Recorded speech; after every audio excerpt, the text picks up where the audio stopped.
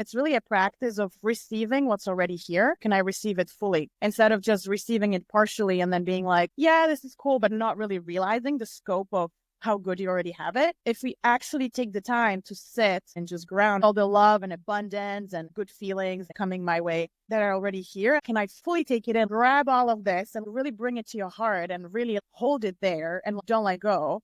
This is mine and I get to receive it. I get to enjoy it without feeling bad about it. Once you receive it fully, every bit of it and embody it, I find that then you show that, I've managed to receive all of that. So now I can open up to more. Hello and welcome to another episode of the Awaken Poho podcast with Claire Poho, where high-achieving women and traveling souls come to move beyond external success and fleeting joy and instead embrace profound feminine fulfillment. Here we dive into transformative conversations on emotional vulnerability, spirituality, authentic expression, and the journey to true radiance. Today I'm bringing you a conversation that unfolded into a depth that I didn't quite expect. I sat down with my friends and intuitive trauma-informed coaches Blackman and Veronique Navette to explore gratitude, not just as a mindset, but a tool that, as it turns out, saves lives. We all know the psychological and health benefits of gratitude. We've seen the research, but here's the thing. How do you practice gratitude in a way that actually shifts something inside of you? Not as an obligation, not as a list in your journal, not one of your to-do things in the morning, but as something that fundamentally transforms how you perceive and receive life. And how do you practice gratitude when you've hit rock bottom and just can't seem to find anything to be grateful for? And worse yet, how do you do it in a way that's genuine? Because you see, when you're just ushering words of praise, but deep down you don't mean them, it's not going to work. The universe doesn't respond to words. It responds to energy. And if your grumpy energy is not matching your words, if you're feeling like, why the fuck should I be grateful for these breadcrumbs when I deserve so much more? Then you're just wasting time, my friend. In this episode, we unpack all of that and much, much more. If you've ever struggled to actually let in the love, kindness, and appreciation that comes your way, this episode is for you. Let's dive in. So when you're receiving gratitude, and I invite everyone along to throw in what that's like for them, whether you're receiving it from another person or you're receiving it in a situation or maybe you're in deep thought, what comes up for you? It's interesting. I'm actually pondering the phrasing you just used, the verb receiving gratitude. I'm like, receiving gratitude. Like I experience gratitude, I express gratitude, I feel gratitude, but receiving gratitude, that's a new concept for me. But obviously it makes sense. We receive gratitude from other people. I wonder, Dan, if you can expand actually on that a little bit. Like, why would you use receive compared to something else? So receiving gratitude came from a conversation I had with my client recently.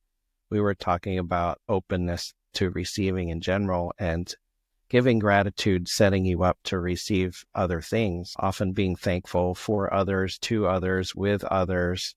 There's this space there where you're able to receive the reflection of that and receive yourself in that reflection. So as an expression of self-love, maybe you have some wounding, maybe you have some situations in your life where you've had an intimate partner where you had disagreements with, or a parent you've had disagreements with, and it leaves you with abandonment wounds and those type of things.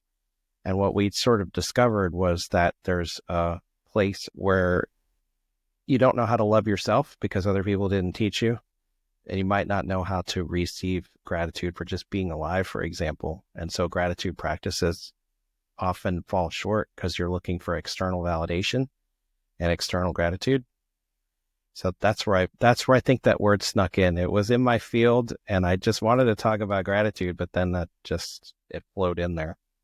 I love that. That's funny because that's actually, there's 2 or 3 things that are coming to mind. It's actually something that I've been talking to a lot to my friends, to my clients, to different people and their healing journeys around these topics of really expressing gratitude and then allowing gratitude and other people's reflections of you. It actually becomes my practice and it becomes my biggest teacher and my biggest gift and my pathway towards expansion and upgrade and like going forward in life. So one of the things is receiving other people's appreciation of you, I find that you can really turn it into a practice, especially when it's somebody that you look up to or that you respect or that you think their word really matters because they're somebody of integrity, they have their life together, like they're doing good things. And then they reflect something back to you, they express things about you. And maybe we're gonna receive it, but sometimes there's like a part of us that doesn't receive it fully, or that's like they couldn't possibly think that, or like they think I'm beautiful. Like, look at all these pimples I have today. Like, do they really think that? Or like, do they think that today when my hair is messy? Or like they say it one day and then, you don't talk to them for a few days. And then maybe you want to message them or you're thinking about them or, there's something and you're like, oh, like, I wonder if I'm going to bother them with this message or like, I wonder how they think about me. And you're like, no, like once they said this and I know this person to be somebody of integrity and I know they mean their words. So like you sort of need to like remind yourself and constantly like reconvince yourself. They said it and they meant it. This is who you are. Can I actually receive it?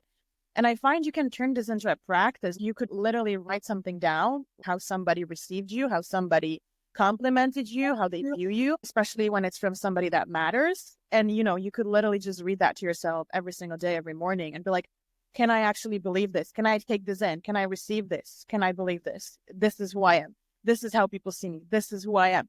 And sort of just like receiving the reflection that they gave back to you. So it's essentially receiving yourself, right? This is who I am. Can I really step into that? Can I really claim that for myself? Can I really embody that? That's how people see me. That's how amazing I am. Because it's so easy for us to deflect or, take a little bit of it in, but then wave our hand and it's like, yeah, it's really not that much of a big deal. Like, yeah, I did that, but, it wasn't really a big deal. Like, no, it was a big deal. And somebody else saw it, right? So I think that's, to me, that's an amazing practice. And that's actually something that I took on for this month because for me, the past few months, I've been living in Colombia and my life has just started to get so incredible. And I've just been receiving so many amazing things and so much love and just all these beautiful people around me. And it's been going so fast. And then I started a new relationship and everything's just amazing. And then I was supposed to leave really quickly. And I was like, that's sad. But then I sat with it and I thought, this is actually an amazing gift because now I get to like sit with everything that I've received. And it's really a practice of receiving what's already here. Like, oh, this is already here. Can I receive it fully? Instead of just receiving it partially and then being like, yeah, this is cool, but not really realizing the scope of how good you already have it. And I find that if we actually take the time to sit like, in solitude and just ground and really like, this is here, this is here, this is here. Like, this is all the love and abundance and good feelings and good stuff coming my way that are already here and that are already coming my way. Like, can I fully take it in? Like, grab all of this and really bring it to your heart and really hold it there and don't let go. This is mine and I get to receive it. I get to hold on to it. I get to enjoy it without feeling bad about it or anything like that. Once you like receive it fully, every bit of it and embody it, I find that then you show the universe like, okay, now I've managed to receive all of that. So now I can open up to more. Whereas like if you don't even receive fully what's already here, why would the universe give you more, right? They'll be like, you're not even managing to cope with everything that's already here. You're not receiving it or you're not taking it in. So why would I give you more, right? So that's sort of my practice upcoming month. Like I'm just gonna sit and just receive what's already here, basically. Does that make sense? Yeah, it makes a lot of sense. And, when you stopped by on your way to where you are now and we hung out for some time, it was great to hear you say received and more, yes, and more. And that the energy that you put in, at least my field that way when we had presence time together, helped me sort of see that there's a pause when something comes in like gratitude or an event happens and it points to a strength in your character or like pride, like all the self things, self-compassion, self-pride, self-love, self-care, any of those opportunities as they come in to say like, yes, thank you, the gratitude piece and more. And there's a pause between receiving it and the thank you. And there's a pause between thank you and asking for more. And all of those are practices, at least for me over the last 2 years, it's really been, can we embody the space between what you're receiving and moving on to the next thing? And then from there, what do we get to ask for? Like, what more abundance is there? And it all really flows. Like, gratitude is a really good way, I think, to frame how you can flow through that process, because people want to connect and they want to see you and they want to say nice things to each other.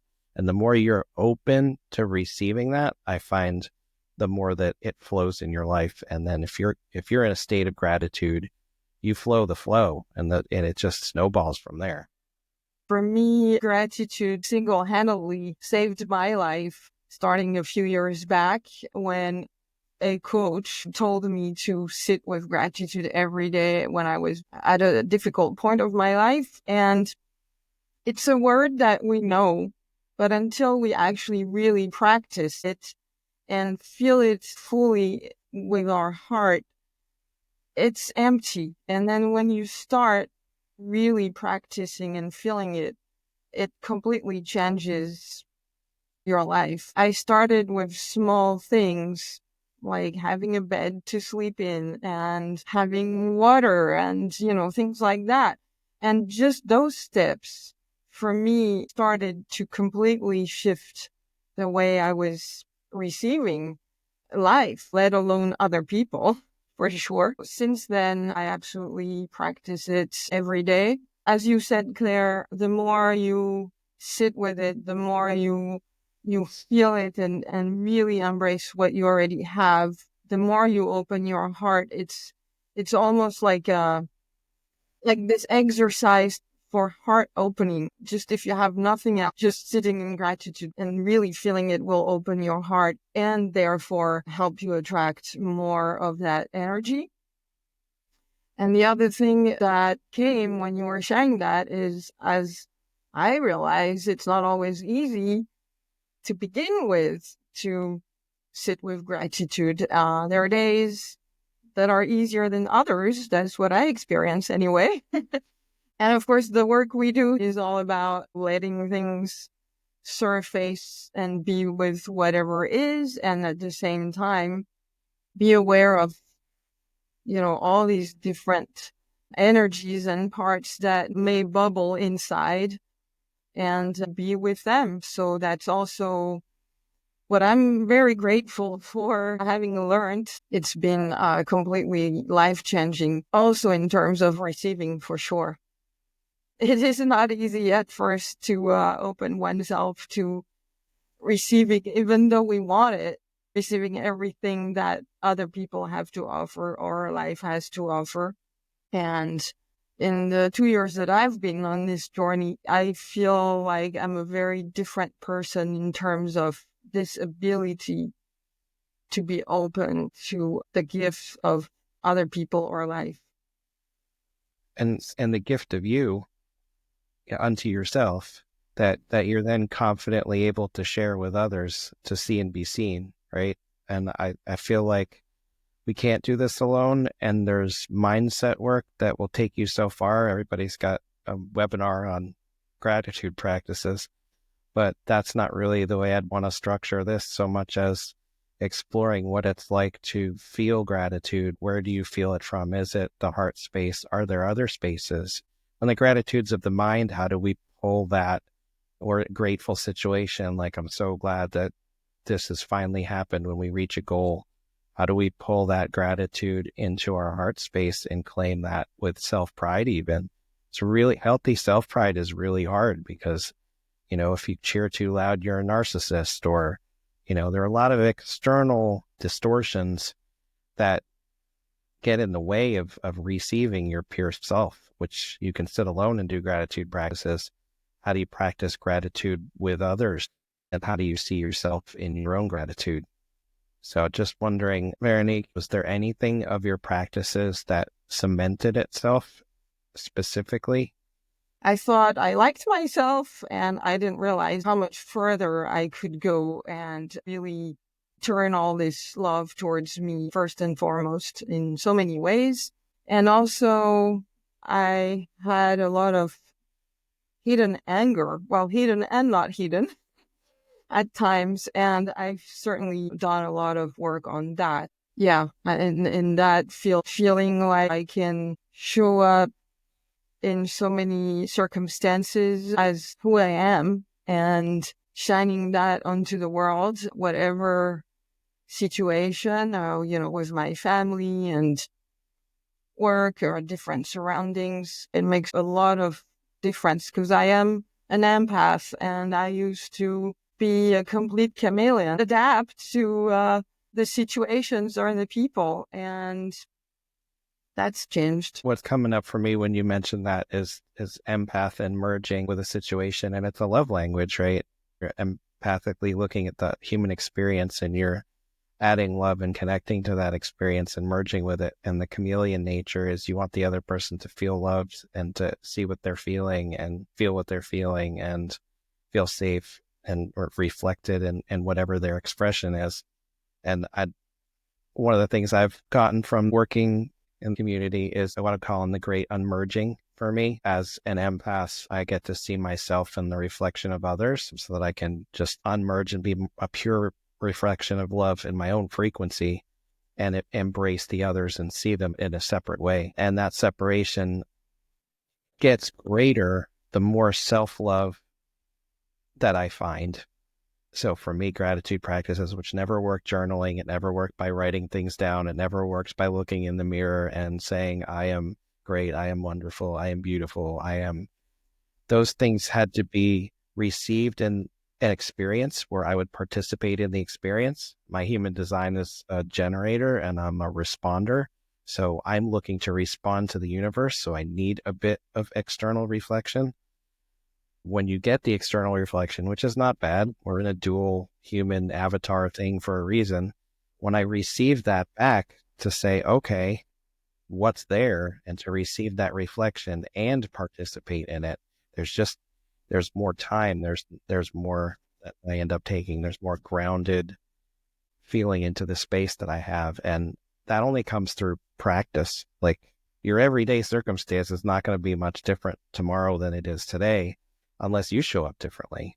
I wanted to ask Veronique, I feel like this could be very, very helpful for people who don't know where to start with the gratitude practice, because Veronique mentioned that right at the beginning. It was very hard. If you feel like your life is a mess, you're unhappy, you're in a dark place, you don't know where to go, you sort of lack direction, you don't feel like there's anything to be grateful for, and yet you have to start with the little things, right? What I said on the other side of the scale, like for me now, it's almost too much. I'm almost unable to receive all the goodness. So then life will not give me more. But it's the same, actually. We already have like food and a bed and the sunlight. And like, if you can't even receive that, how do you think I'm going to give you more? So actually, it's the same thing. But sometimes we take things for granted so much. We just feel sort of grumpy and like, what am I to be grateful for in my shitty life?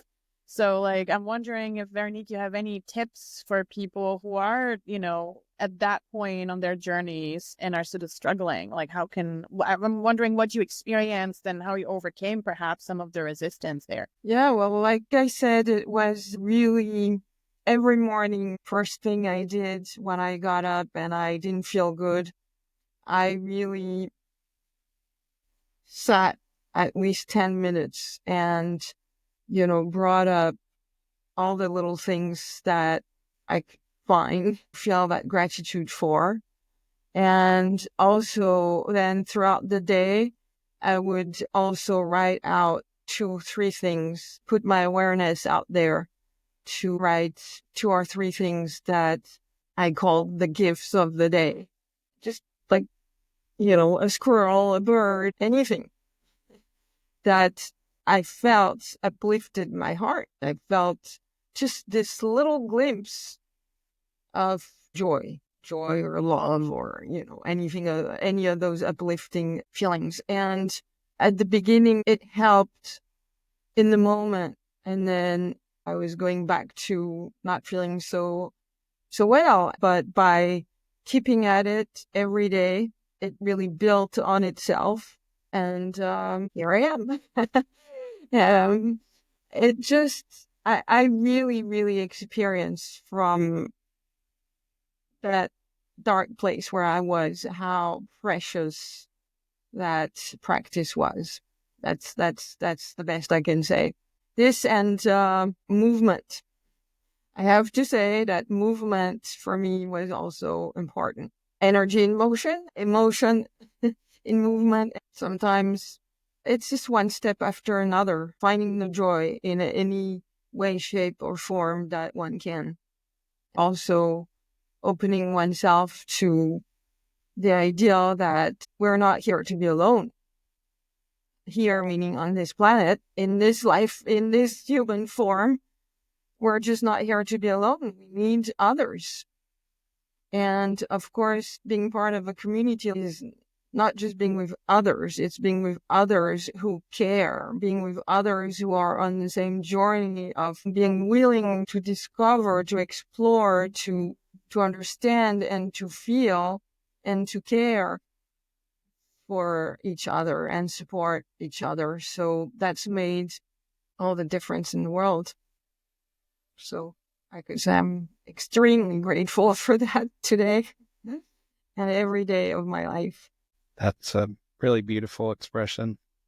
I noticed that in some of the comments, Claire, I think you mentioned about standing up for yourself, to allow ourselves to stand in our own truth, to stand in our own heart, to stand up for ourselves when it's difficult. I'm going through a particular challenge in that area where I decided to stand up for myself, and noticing the gifts that come from it that aren't necessarily winning the thing you're standing up for.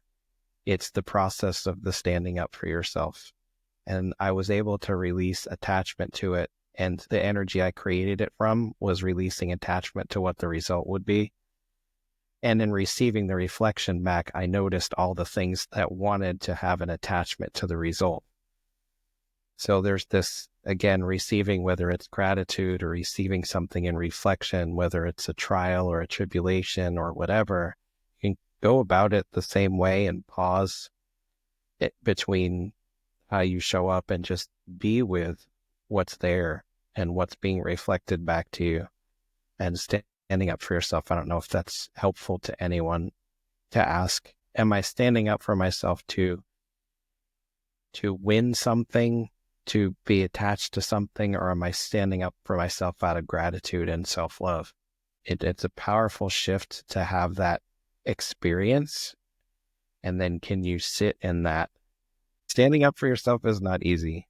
No, it's not. And indeed, what you said about from what energy are you doing it, it's essential. Out of that self-love is what we want to be aware of. Anything we do, what energy does it come from? What source does it come from?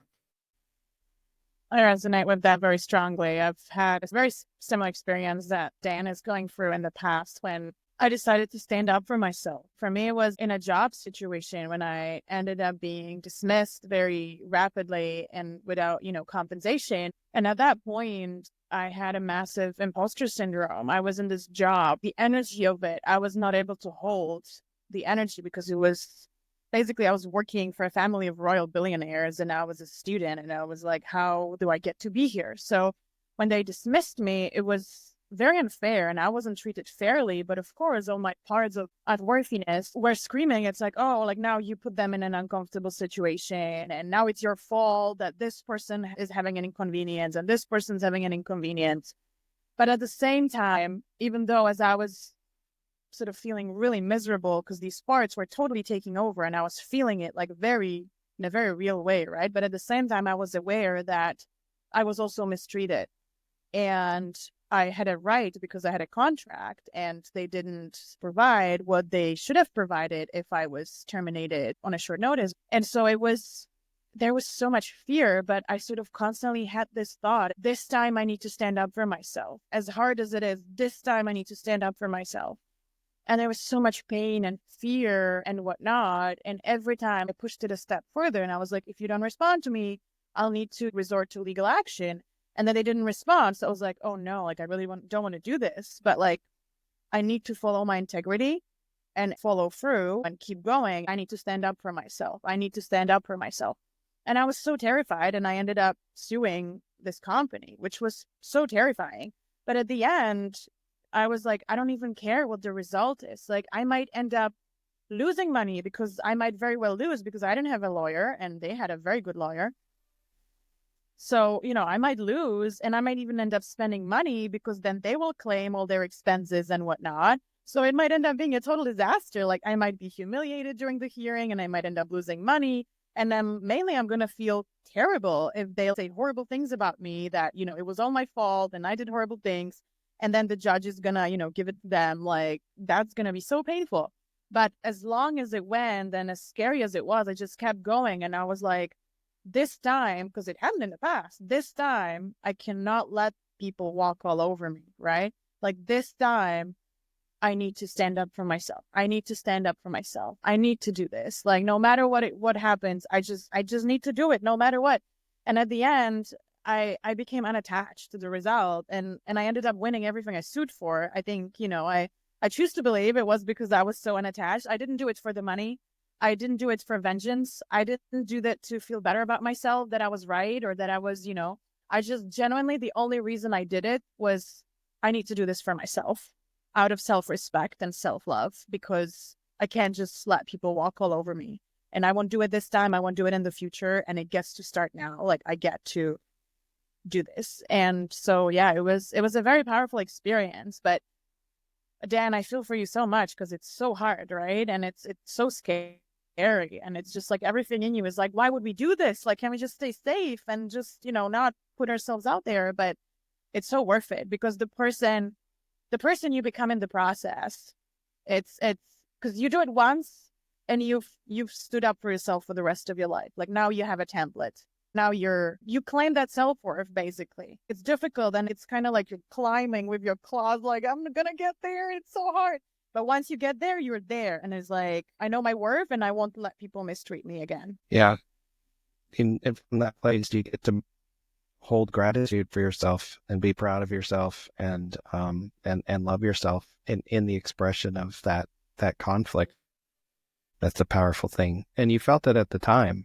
So I feel like, we all have these abilities and these things that point to us, that experiences that point to our strengths, and are we able to receive them in gratitude is really, yeah, exactly. As a final question, gratitude can become a powerful bit of energy to express from. That might be another angle to explore.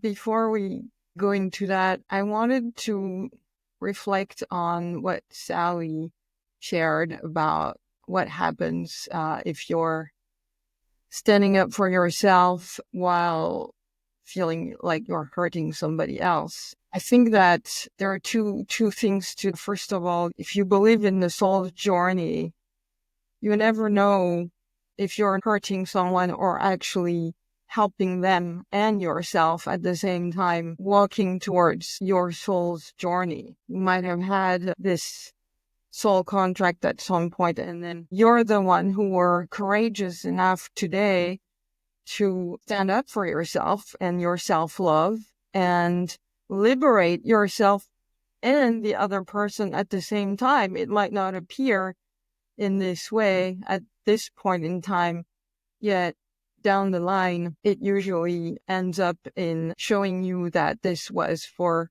the greater good or the best for all, let's say, involved. And again, you can only take care of yourself. I know I've been there, so that's why I'm also sharing that. I was let down by a company. I was hired by a very close friend of mine, and he let me go. And so it's like the other shoes of the one who's being hurt. And yet, again, through this journey, I really experienced what it meant to feel gratitude for the person who hurt me back then, because without him, I wouldn't be here.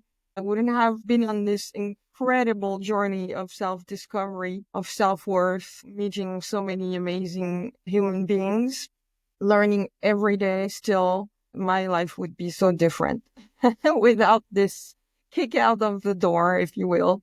Standing up for yourself and standing in your own power was literally all I was going to say. Just from that place, you can really feel your love reflected back to you and receive it and grow with it and from it. And I love that you pointed to, in doing that, you're creating a beautiful mirror for somebody else to see and make their choices.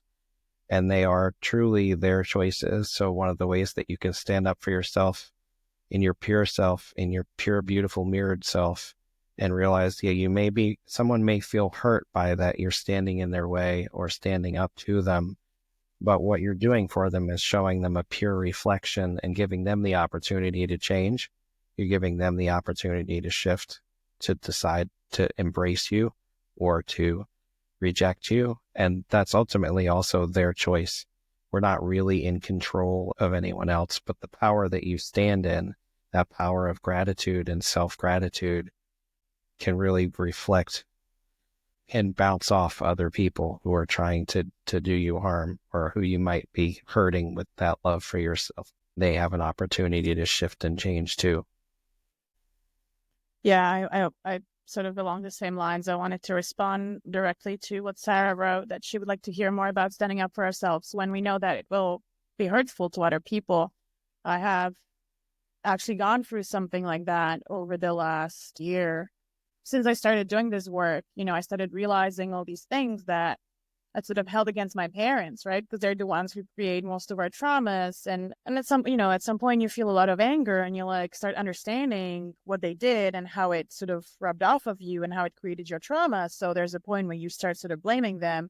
And then later on, there's a point when you understand that, they genuinely didn't know any better, and they did the absolute best they could. And yet still, it was so hurtful, right? And it's still this trauma is still inside of you. So, anytime they say something, they still sort of say the same thing, and you're still hurt from when you were a child. So you keep reacting to it. And it's just not a nice relationship oftentimes, right? Because you have these buttons, and there's just this dynamics. They always say this, and it always annoys you, and you always react. And then it's just hurtful for each side. And so I sat with this for a long time, because I felt like I really needed to speak up for myself, because there was just so much gunk in the relationship, and it really didn't feel good. And I would look at other people who would have harmonious relationships with their parents, and I sort of thought to myself, if I am somebody who does so much work on themselves, and my relationships with my parents are really not ideal at all, what's going on? I need to take responsibility over that. But then all this sort of guilt and shame and sense of wrongness came. It's I can't possibly do that to them, because I'm the one who signed up for doing this work and healing. And I'm the one who has the tools to deal with, the discomfort when somebody reflects something back to you, but they really don't. And so how is that fair to them? Because I can deal with my own trauma because I have the tools, but they will just be so hurt because all they ever tried to do was give me the most they had. And yet I'm going to tell them oh, you still failed because you really hurt me and traumatized me. But eventually I came to a point where I knew it was inevitable, and I had to speak up for myself, and I would sort of sit with the consequences, because I realized that, I'm you're going to hurt other people maybe, but you're hurting. So first of all, how is your hurt less important than their hurt, their possible hurt? Because we don't even know how they're going to react. But secondly, if you're hurting and there's this massive ball of dark energy in the relationship's not working out, you're not happy and you're not sort of reciprocating. And even if they realize or not, they can feel it. So you're both hurting, right? So the relationship is not functioning. And if you don't voice it, they can't fix it. Maybe they don't know they're hurting you.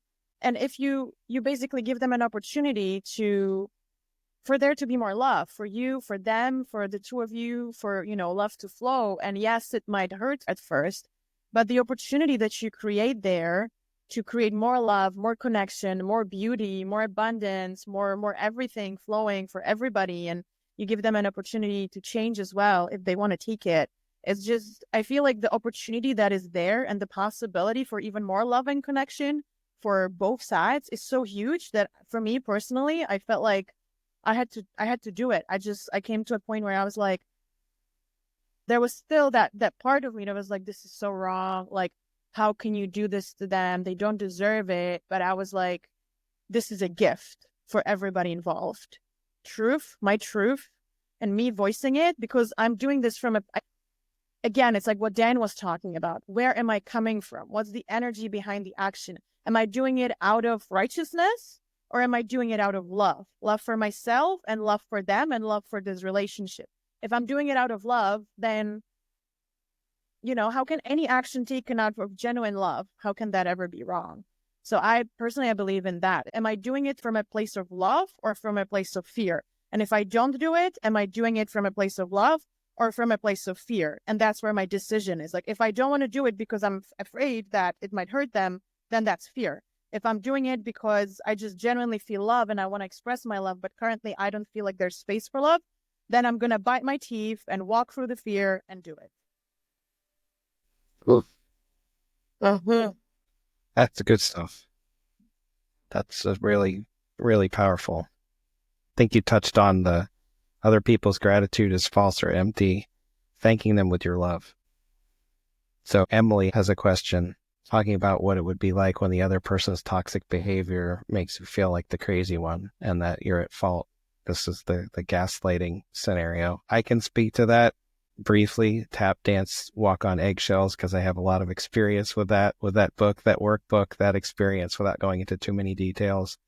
That's their reflection, and learning to unmerge from it would be my answer. I think I mentioned this before, the great unmerging. As an empath, you're trying to survive the situation and find your own strength and love to share your love that you want to share with this other person who's maybe an intimate partner, maybe a parent, maybe a child, could be anyone who's just always standing just a little bit away from you and making you feel toxic when you're trying to help them. You help them, they're rejecting your help, and you're sort of, the toxicity is just kind of chasing each other and you feel like you're the bad one.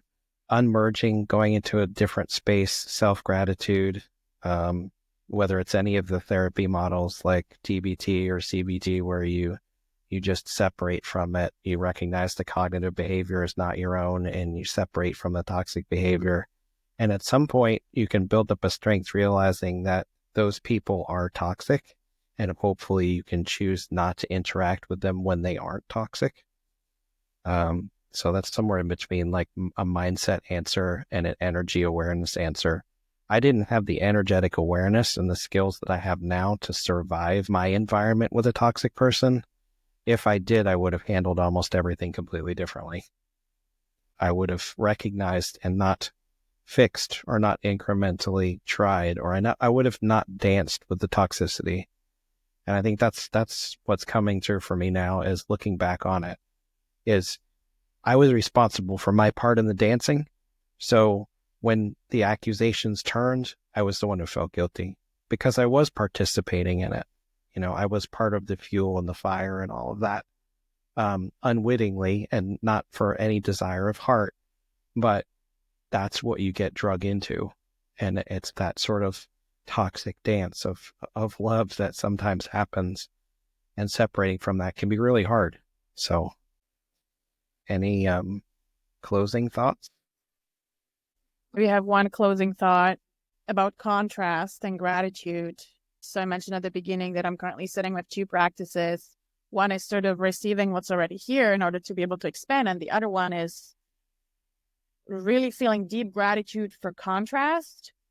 And that means for me, when your life suddenly gets less good than it was, like you lose something great or you move on to a new stage and you realize that it's not as great as it was. And you're like, usually we start to complain, like, I had it that good and now I lost this thing, or now it's worse, or my new job is worse, or my new boss, or whatever it is, right? Or like, it was summer and now it's fall and it's cold. So for me, when I find myself in a situation where things are less amazing than they were, and I'm feeling this contrast and I'm almost shocked, like, wait, this still happens? Or like the weather here is like this, or like people still behave that way? And I'm just sort of realizing, wow, like I am so blessed and so lucky and so grateful for the other things that I have in my life, or like for the thing that I had in my life, because if I had it before, it means I can have it again because my energy is that level manifesting this. And so in me, it just inspires this massive amount of gratitude of like, oh my goodness, if somebody else is having a tough time, it's like, wow, like I've done so much work on myself that I get to have it this good, but it wasn't the case in the past. But just like that contrast, instead of sort of being, like sad about it or depressed or something like that, for me, that's a massive inspiration of like, wow, like it gets to be that good. I forgot that it also gets to be that, different, basically. So really finding gratitude wherever, right? Honestly, it's like, it's here, it's there, it's at the beginning, it's at the end, it's at the lowest, it's at the most expanded. It's a practice. Yeah. And you get to grow your wings in it and fly higher and higher. So that's it for today, my friends. Thank you so much for listening. I'm curious what you're taking away from this episode. I'd love for you to let me know on Instagram at The Radiance Queen. I always love hearing from you. And I would truly love to hear your own experiences with gratitude. Especially, we've talked about these two extremes. On one hand, the difficulty of finding gratitude in places where you've really hit rock bottom. And how can we implement gratitude when things get so good that it's almost overwhelming? We almost feel unworthy of all the goodness. So we deflect and we don't even know how to feel the gratitude. So for me, gratitude is not just about acknowledging the good things. It's really about learning to receive, allow ourselves to fully let it sink in, all the goodness, all the love, all the appreciation, and, really learn to believe fully that we're worthy of all that. So let me know how this landed for you. And if you're ready to take this work deeper, especially if you are a high achieving woman who's done all the things, yet still feels like something's missing, I would love to invite you to join my signature group program, Aligned, Embodied, Alive, where we go beyond intellectual understanding of these concepts and actually learn how to embody and bring into life all the radiance, the softness, and the deep feminine magnetism that you're craving. You can find all the details at clairepoho.com/AEA or just reach out to me via email at clairepoho@gmail.com or on my Instagram. And until next time, keep receiving, keep expanding, keep stepping into your radiance, my queens, and I will see you soon.